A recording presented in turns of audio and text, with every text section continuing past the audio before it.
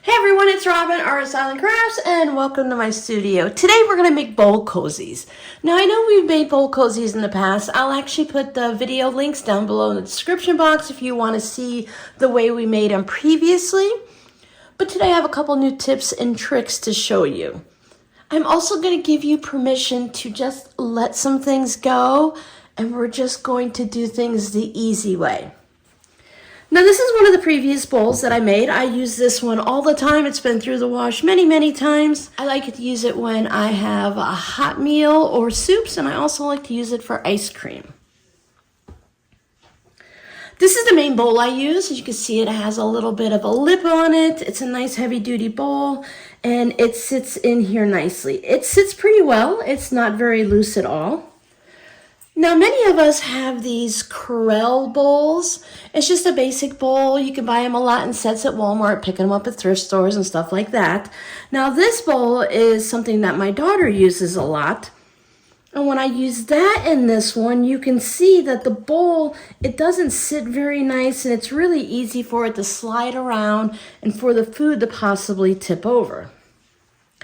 Now in the new bowls that I'm going to show you how to make, I made these holders specifically for this style of bowl. You really only need enough of the bowl cozy to grab onto the corners to keep your fingers from getting burnt. It doesn't slip around a lot. It doesn't have room to tip over. It fits very nicely, and it's a nice cozy. Now, I don't put my bowl cozy in the microwave. I know a lot of people do, but when I'm reheating something like chili or soup, if I were to put it in the microwave, let's just face facts, the way I microwave things, it's going to bubble over, things are going to splurt everywhere, and it's going to get food onto my cozy.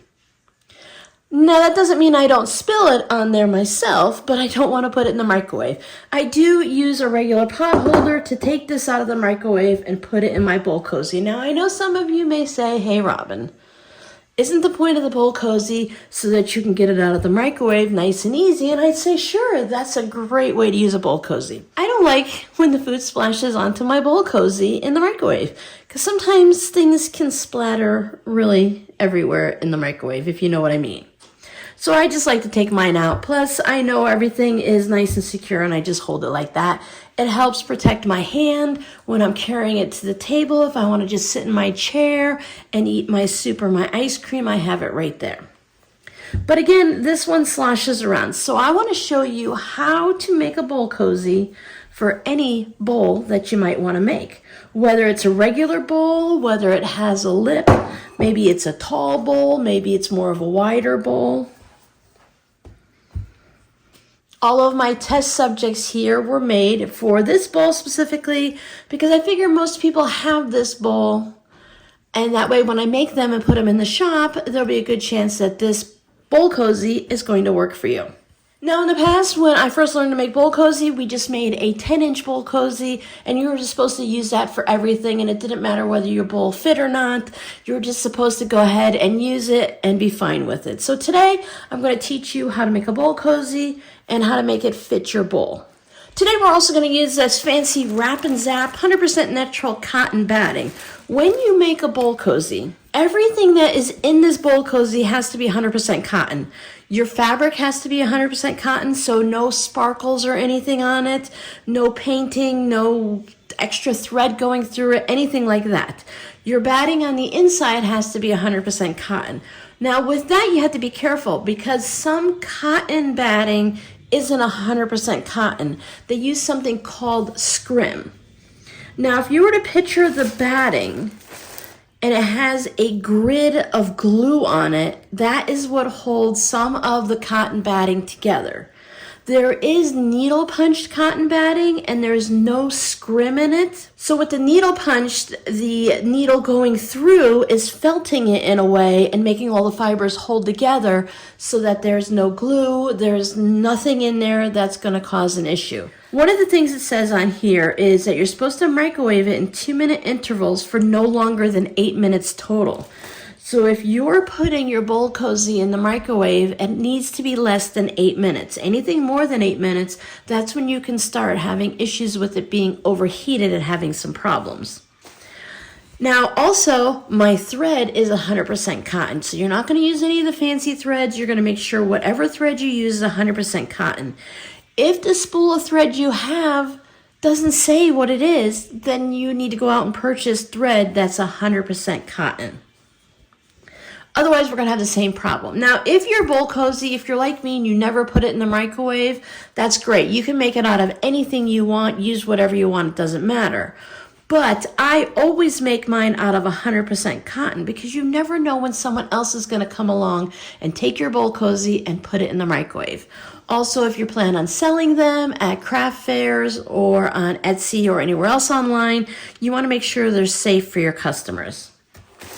So the Wrap and Zap from Pellon, this is the magic in the middle apparently. So this is 100% cotton and is safe for microwavable projects like insulated potato bags, casserole warmers, and more. It helps for steaming potatoes and vegetables, and then again it has the free pattern that you can also go to pellonprojects.com and download that pattern. I actually bought mine on Amazon when it was on sale for $5 a package. It was like $4.99, so $5. You can also watch at, well, I don't know what Joann's is doing right now, but you can check on Joann's and see if they have anything, and you can use coupons there, check Michael's or other quilting type stores and stuff, wherever you might buy batting. But you can find it a lot through the Pellon store or other stores on Amazon. So check on there and see if you can maybe get it at a little bit of a cheaper price. And if you can, and you plan on making a lot of bowl cozies for holiday time, go ahead and buy a few packages. It's very helpful if you have one of these tape measures, whether they're in the fancy little pull-out things or not. You can pick these up at the Dollar Tree, Walmart, just about anywhere. They come in little sewing kits. You could probably even find them at like thrift stores. We're going to use this to measure our bowl. If you don't have something like this, you can cut a strip of paper, cut it about 1 inch wide, and make sure it's long enough to go all the way across the bowl.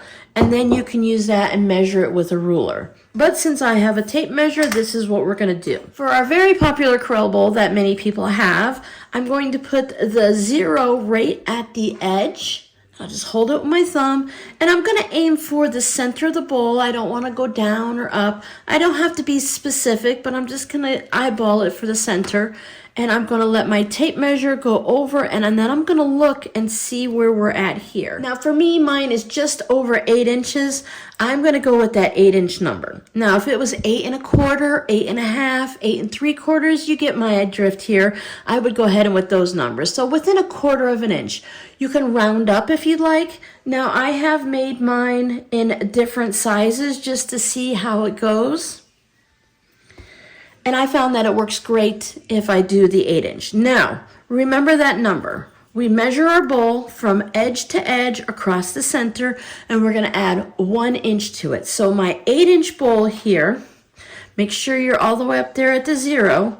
My 8-inch bowl, I'm going to cut a 9-inch square batting in fabric. But what if you have one of these nice bowls? My husband actually called this his pasta bowl because with that extra ridge, it helped to keep the pasta inside the bowl. We're going to do the same thing. We're going to put the 0 on there. We're going to follow it up across the center and then down. And this one measures about 9 1/4. So if I were to make a bowl cozy for this, I would cut my squares at 10 1/4. Now this bowl cozy was cut at 10 inches, and you can see how it fits in there very nicely. It would be good to have that little bit extra, but I don't need a lot to come off the edges. You want to keep your bowl nice and secure. So you want to make sure it's going to sit in there nice. So for our bowl here, now I know I need to cut everything at 9 inches. I have 2 pieces of my Wrap and Zap batting, and I have 2 pieces of 100% cotton. I just used the fat quarter, and I'm going to use 2 of the same fabrics. You can see on all of my samples up here that I use the same fabric, but you can go ahead and mix and match. If you want to have the hearts here, maybe you want to use a purple or yellow or something like that for your second one on the other side. That way your bowl could be reversible, but I find it super easy just to use a fat quarter. cut out your square, and then you have extra fat quarter left over for another project. I do not have a sample right here for you today, but you could piece your 9-inch square. So maybe you want to have two separate fabrics and you sew them together. You just want to equal your 9-inch square, whatever your square size needs to be. Maybe you have an old quilt block that you'd like to use, but just remember, you need to know that the fabric is 100% cotton and the thread that you use is 100% cotton. So if you find some at the thrift store, I would recommend not using old things that you don't know what they are. One of the things with our bowls to make them fit so nicely is this dart here. This is where we take our square and we fold it in and we do a little sewing on it. So if you've made a bowl cozy in the past or you know how to do darts from clothing, we're going to figure out this number here. Now my bowl's pretty rounded, but if you had a nice flat bowl, you can just about eyeball it and figure out where the center is, and then you can take your bowl and push down on it, and then you would probably see an outline from the bottom of the bowl. But again, mine is super smooth and it's curved, so it left 0 marks on there that I can see. You can fold your batting in half one way. Now cotton batting will stretch like crazy, so don't pull on it too much. And I can see there's my center. And I'll put about the center of the bowl in there. And what I'm going to do is I just have a basic pen. We can mark on the batting, and as long as you don't have see-through fabric, you're going to be okay. Now I want to just scoot underneath, and I want to make a mark where my bowl touches my batting. So you can see there. So I'm going to set my outer fabric away for a second. I'm going to make my markings on my batting. Just like in our previous tutorials, we're going to stitch a line from corner to corner. So I want to go ahead and draw my line corner to corner. Just use some type of a marking utensil where you can see it. This regular pen works great. I like to start into the batting and then draw to the outside, because otherwise the corner wants to pull in, and I don't want that to happen. So when I mark from the center out, and I'm going to mark an X corner to corner on both pieces of my batting. So now that we have everything marked on our stitching line, now we need to figure out our darts. Now remember, we are going to be making our darts 2.5 inches down. So I want to go and I want to figure out, so this is a 9-inch square, so the halfway point is going to be at 4.5 inches. So I can put my quilting ruler on the side of the square at 4.5 inches, and there's the center mark. So I'm just going to go ahead and put whatever line up there, it doesn't really matter. I know I want to go down 2.5 inches, and I'm going to put a little line, and I'm going to draw off of my batting. And I'm going to do the same thing at the bottom and at both sections here. So line up the ruler at 4.5, put one of your numbers straight on there, and then I'm going to count up 2.5. I'm going to make a mark so I can see the end of the line, and I'm going to draw a line to the edge. So 1, 2.5, and then draw my line to the edge. Now we're going to do that on both pieces of batting. Now, no matter how far or how deep your dart is, you're always going to make it 2 inches wide. So I take my ruler and I put it down on my batting, and I just line up a number on here. I'm just going to use the number 3. I want to make a mark 1 inch onto the either side. That's a little hard to see. You can see 1 inch from either side of that center line. And then I'll take my ruler, and where I drew the line across the edge there, so I know where the bottom of it is. Because with batting, a lot of the time, especially cotton batting, if you just fluff it up a little bit, those lines can go away. So be careful. You can use a washable marker, a Frixion pen. A Sharpie works, except you'll get it all over your ruler and you'll have to clean your ruler afterwards. So I'm just going to line up the bottom of the line to that 1 inch mark there, and I'll draw the dart on all 8 sections. So I'll measure it, inch, inch, and draw my line. So I'm going to set up both pieces of batting like that, and I'll show you our next step.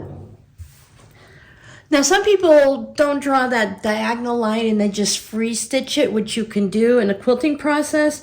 And some people like to fold their batting like this in half with the fold on the bottom. and then they will mark their spot 2.5 inches down and then the 1 inch up. But when you do that and you draw the line, you only have the marking on one side and you don't have it on the other side. Now that'll save you, what, a few moments if you're doing a batch of these from marking all the lines. But when I go to take it to the sewing machine, sometimes when you're quilting it and everything, the batting gets a little stretched out and everything. With this way, when I go to sew my dart, I can make sure that I'm lining up the line on both sides when I stitch it, because when I stitch it this way, I only have it on one side and I have to hope that everything lines up.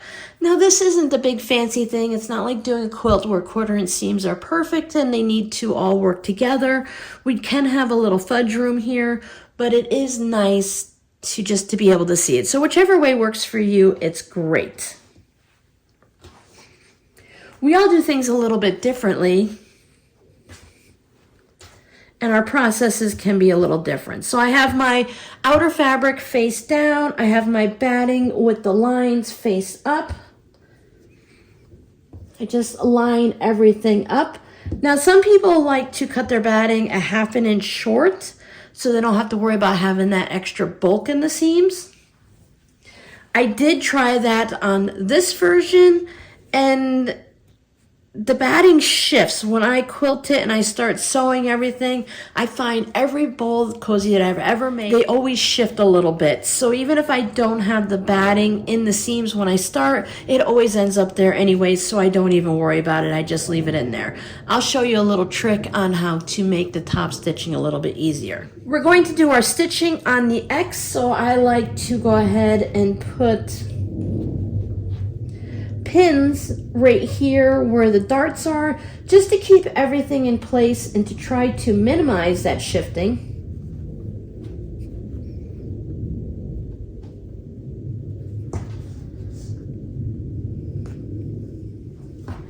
And I'll do that on both pieces. Now, if you're making a bunch of these, it is really easy to chain piece, and that's just by putting one piece through the machine after the other. I only have 2 pieces here for one bowl, but I am going to chain piece them still. So what I'll do is I'll take it over to my sewing machine, remember using 100% cotton thread. Now you can use matching thread, contrasting thread, or you can use like a blender thread for all of your projects and not worry about it. For this bowl, I did use black thread. For this one, I used white. So depending on the color of your fabric and your thread color may or may not show up. So I'm going to take it through and I'm going to stitch all the way down this X. I'm going to use a 2.0 stitch length.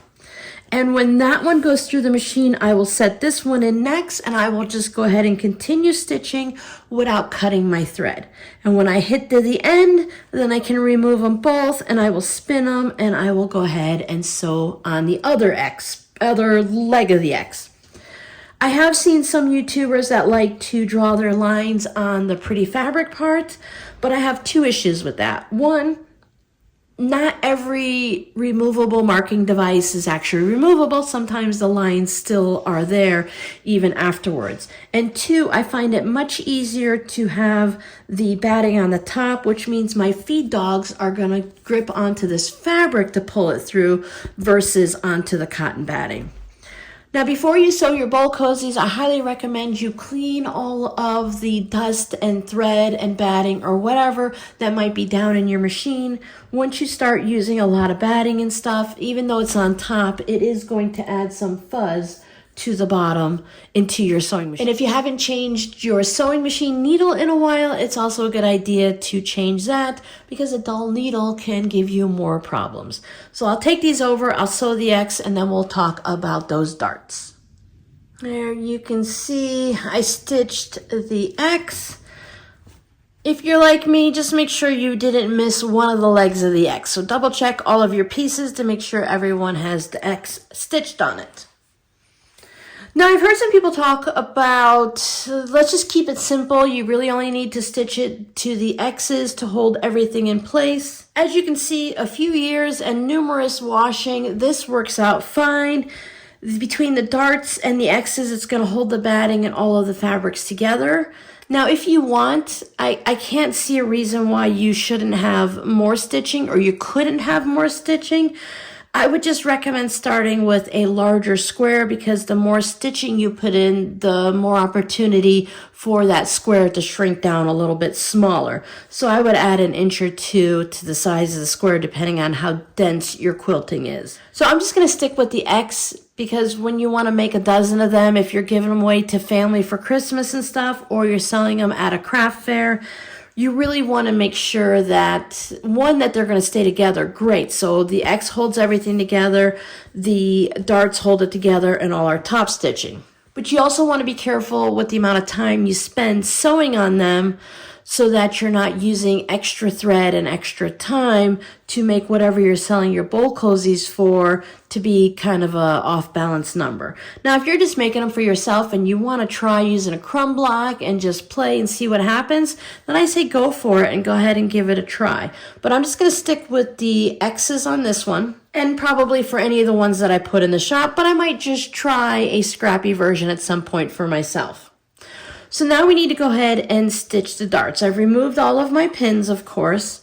So here we have our darts. So I want to go ahead and take my outer fabric right sides together. And when you put it right sides together, you see how the fabric wants to kind of make little buckles and pucker and stuff. So I just put my finger down in there and make sure that that dart area is going to be nice and smooth so the batting and the fabric touch.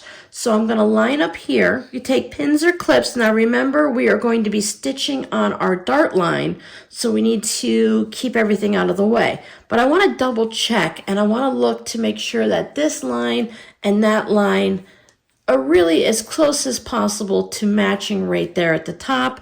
And then you have your other line right here that is line, that's that line when we drew our, for me the dart was 2.5 inches.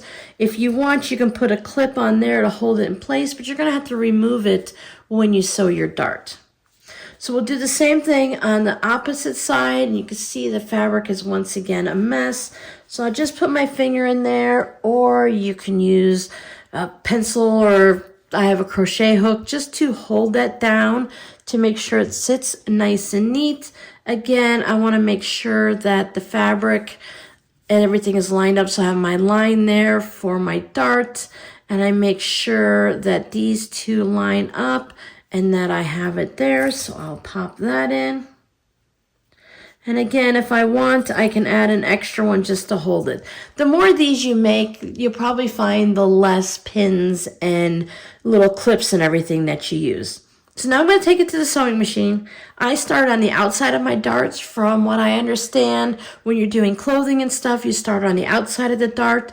I will back stitch. I will stick with a 2.0, or with all of the layers, you can go up to a 2.4, 2.6 stitch length, whatever you feel that's comfortable with your sewing machine. If a shorter stitch length is making things pucker and do weird things, then you want to lengthen it a little bit because we are going through 2 layers of batting and 2 layers of fabric. So then I'm going to follow on this line, and when I get to the edge, I'm going to back stitch.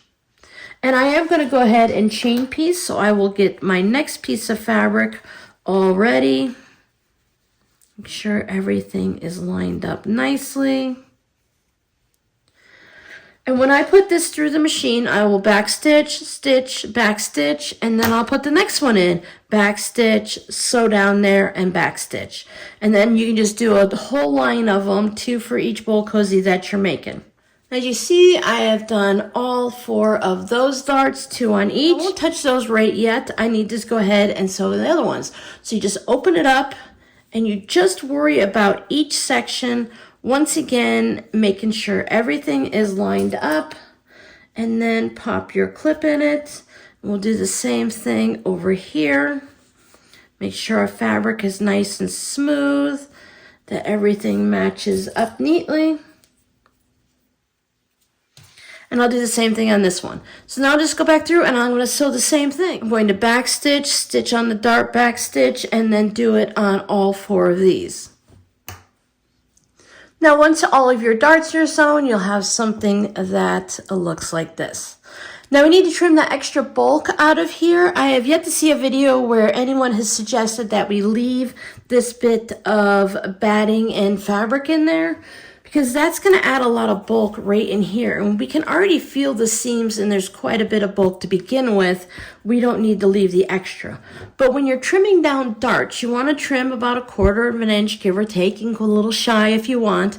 But you want to make sure you leave 1/4 of an inch down here at this tip, where the fabric is on the inside of the bowl versus the outside, because this one isn't as important. But this is what's going to hold your bowl, and it's going to hold a lot of your weight of your food and stuff. So this part is at the bottom, so we need to make sure that that stays structurally sound. If we trim our seam too close, then it becomes a weak point.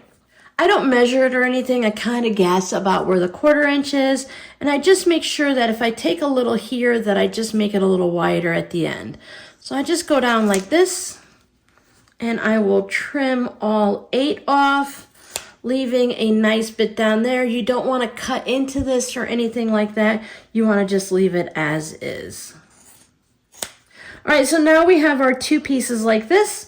One of them we need to turn so that it's right sides out.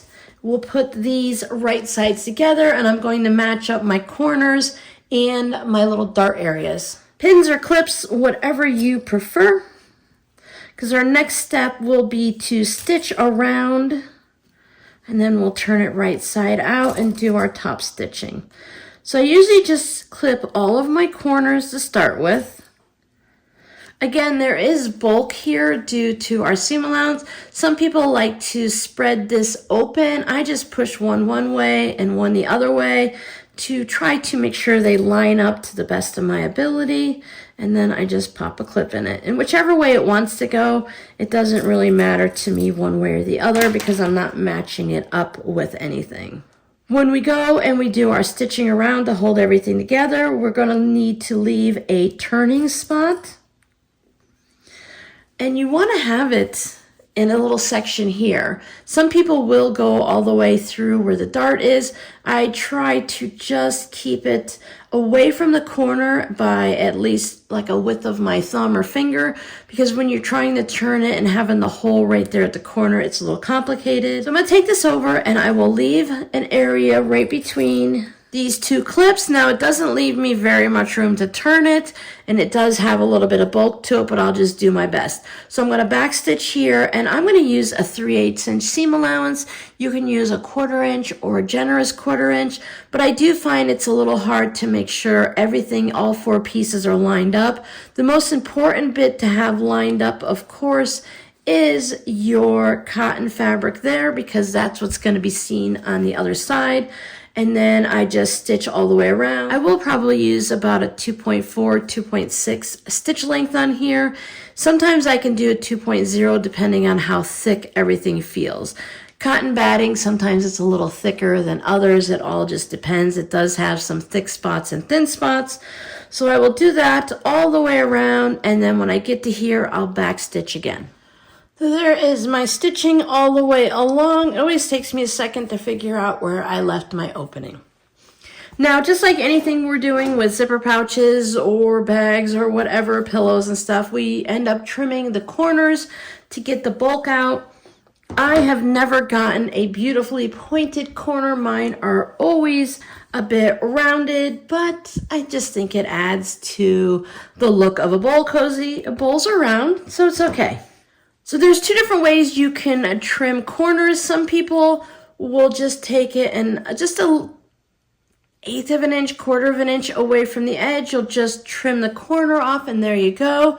And then other people will go down the side and take that little bit extra off and just skim down the edges a little bit so that you have a little bit less there in the corner. It's going to work either way. And as I said, I tend to have a little bit extra in my corners. They're a little bit rounded. You could take the chime and trim all of this batting out, but I never do that. Sure. Now the hard part that I find, the 2 hardest parts, is the top stitching and turning it right side out. So here's my opening. I back stitched at both spots, and I just go through and I go to the corner across from it. I put a finger in there and I put my thumb on there and then I just poke that corner out. Now that's the easy part. Now you have to get the rest of the corners out. So it just takes a few minutes of fidgeting. If you're making a bunch of these for a craft fair or your shop, you can always save this part to sit down, watch one of my videos. I'll keep you company while you turn all of your bowl cozies right side out. Sometimes I get lucky and I must do something just the right way and it pops real quick, and other times it just takes a minute or so. Just be careful that you're not really popping the threads too much. You can always turn it back around and sew anything up that if a seam like tears or something. Then I like to use a crochet hook. This one is a K because it has a nice rounded bit on it. And this allows me to find those corners. I can also just put my finger in and do the finger thumb thing and pop out any of the corners. And then once I get them out, I can use a point turner or my crochet hook to pop them out the rest of the way. So there's that one last corner that's right there, really close. So I just want to gently make sure that everybody is pushed out. Don't push so hard that you go through your stitching and whatever you're using pops through. That's why I don't use scissors, because it's too easy for the point of the scissors to come right out, no matter how dull they are, because that's just the way things work for me. So there's our basic bowl cozy. Now we want to take it over and give it a nice iron. Press everything so all our seams are nice. And I want to tuck in my fabric here and make sure that opening is pressed really nice. I found that using one of these smaller irons, this one's the Oliso Tula Pink version, little project iron, I find that that works a lot better than one of the bigger irons because I just need to put it in the corners here to get everything to lay nice and flat. I like to take one side or the other, whichever one you want to work on. I just want to grab my darts and just match them up so I can push them and create that bowl shape. Then I will find my opening. I will start there. And give that a little bit of a press. And then I'll just go from the corner into the center. Making sure everything is looking good and it's all lining up nicely.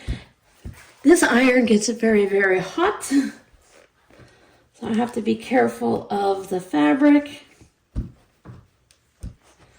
And your main goal is to make this top edge nice and flat for our top stitching. Now normally we just take this over and we would top stitch. Some people use 1/8 of an inch, some people use 1/4 of an inch.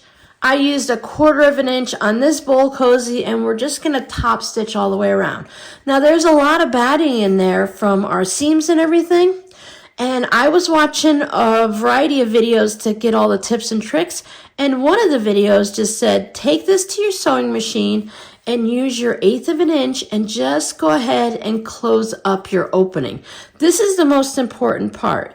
If you only want to stitch this section right here and close it and you don't want to top stitch anything else, you're good to go.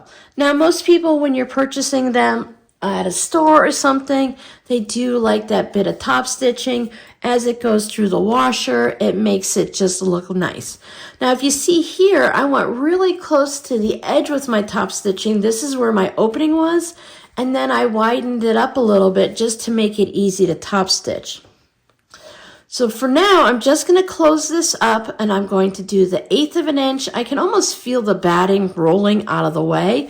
So I'm going to back stitch here, close this up and back stitch there. And then I'll show you what I'm going to do after that. So there it is. I used a 2.8 or you can use a 3.0 stitch length just to close up that hole. Now that's the most important part, is closing up that hole. Now I'll take it over to the machine and I'll probably use a 3/8 inch seam allowance and I will stitch all the way around, back stitching at the beginning of the end and just making sure everything is rolled so it's laying nice and flat along the edges, and I'll stitch all the way around. When you look at my bowl cozies and you look at it, you're like, oh, okay, that's nice. Now if you really look, you can see where I did my top stitching there, but for the most part, you see the top stitching all the way around. Now you can make it a little narrower if you want. If 3/8 inch seems like too much for you, you can drop down to 1/4 inch or whatever. But I like the way it just gives that almost like a rolled look to the edge. And you avoid, with a 3/8 inch seam, you avoid most of the bulk, and you don't end up with this weird bit like I did here, where either you're stitching 1/8 of an inch all the way around, or you duck down and stitch that. So let me go ahead and top stitch this so you can see what it looks like. There's my bowl cozy all finished. You can see my top stitching. And yes, I gave myself permission to have that one little line of stitching. I'm using white thread that kind of blends in. If I were using something with a high contrast, it'd be more of a concern. And I'm also giving you permission to have that little line of stitching on there and then top stitch all the way around. I don't see that it should be that much of a problem. It would not bother me as a customer if I saw that extra line on there. And to be totally honest, I doubt I would even notice it. It's really hard to pick up unless you're looking for it on each of these cozies. I have to actually go and look around to see where I did the top stitching.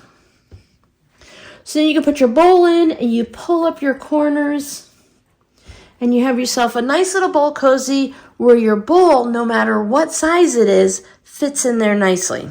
So your scrappy word for today is permission. Are you going to give yourself permission to have that one little spot with the extra line of stitching, or does it still kind of bother you and you feel like you need to have just one line of top stitching? When I saw someone do that in the video, and I said, oh my goodness, I'm going to give myself permission to make my life easier when making bowl cozies.